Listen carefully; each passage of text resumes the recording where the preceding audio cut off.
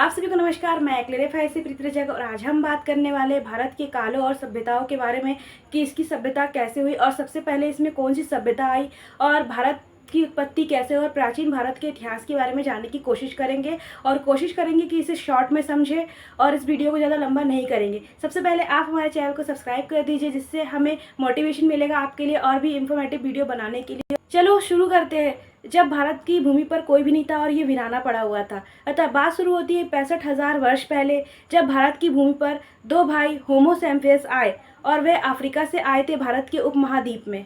सबसे पहले वो यहाँ पर विकसित हुए। साथ ही 65,000 ईसा पूर्व बाद उन्होंने जानवरों के साथ रहना शुरू किया और खाद्य पदार्थ वगैरह इकट्ठा करना शुरू किया। साथ ही वे खेती भी करना शुरू कर दी और वह वहाँ विकसित होने लगे और उनमें थोड़ा थोड़ा डेवलपमेंट होने लगा। साथ ही जैसे जैसे ये विकसित हुए, इन्होंने मेहरगढ़ में अपना अधिकार और आसपास के एरियो में अधिकार फैलाना शुरू किया, जो कि आज का आधुनिक बलूचिस्तान के नाम से जाना जाता है और ये हिस्सा अब पाकिस्तान में है। अब एंट्री होती है सिंधु घाटी सभ्यता की, जो स्टार्ट होती है, जो कि 2500 से 1900 ईसा पूर्व चली, जो कि दक्षिण एशियाई और पश्चिम एशिया में पनपी और विकसित हुई, जो कि ये अब आधुनिक भारत के पाकिस्तान के हिस्से में जाता है ये एरिया। अतः यहाँ पे इसके बाद शुरू होता है नवपाषाण युग, जिसमें मानव जो है कि वह पत्थरों से आग जलाना, पत्थरों के बर्तन बनाना, पत्थरों का उपयोग करना, उससे हथियार बनाना, उसके औजार बनाना, उससे कई कई आकृतियाँ और उसकी कला कृतियाँ बनाना शुरू कर देता है। इसे पाषाण युग के नाम से भी जाना जाता है। सिंधु घाटी सभ्यता को ही पूर्व हड़प्पा काल भी माना जाता है। सिंधु घाटी की सभ्यता को 3300 ईसा पूर्व से भी माना गया और इसके बाद मिस्र की प्राचीन सुमेरु सभ्यता जो 3500 ईसा पूर्व पुरानी है, उसे भी अवशेष मिले और उसे भी माना गया है तथा इसमें इसके बहुत से ऐसे लिपि मिली है जिसके पढ़ना पाना अभी तक मुश्किल है और संभव नहीं हो पाया। साथ ही एक बात ये भी पता चली है कि सिंधु घाटी सभ्यता के लोग और सुमेरु सभ्यता के लोग आपस में व्यापार किया करते थे। साथ ही ऐसे बहुत से चीज़ें मिली है जिसमें इनके व्यापार का खुलासा होता है तथा जो आज के आधुनिक काल में जिसे ट्रेड भी कहा जाता है। और ये सभ्यता बहुत साल पहले से ही चालू थी। सिंधु घाटी सभ्यता और मिस्र की सुमेरु सभ्यता से व्यापार का चालू हो गए थे, जो अभी आधुनिक काल में इसे ट्रेड के नाम से हम जानते हैं।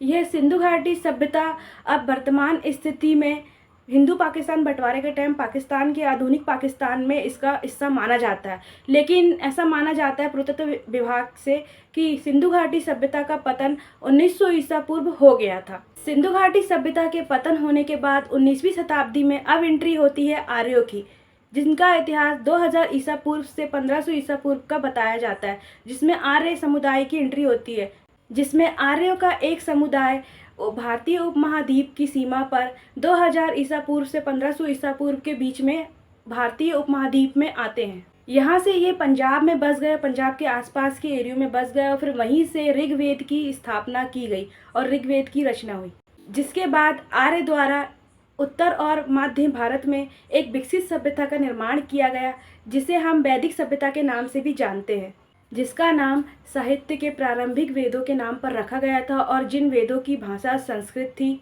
और जो धर्म उस समय वैदिक धर्म के नाम से और आज सनातन धर्म के नाम से भी प्रसिद्ध है। बाद में आधुनिक काल में इसी सनातन धर्म का नाम बदलकर हिंदू धर्म कर दिया गया अंग्रेजी विचारधाराओं के आधार पर।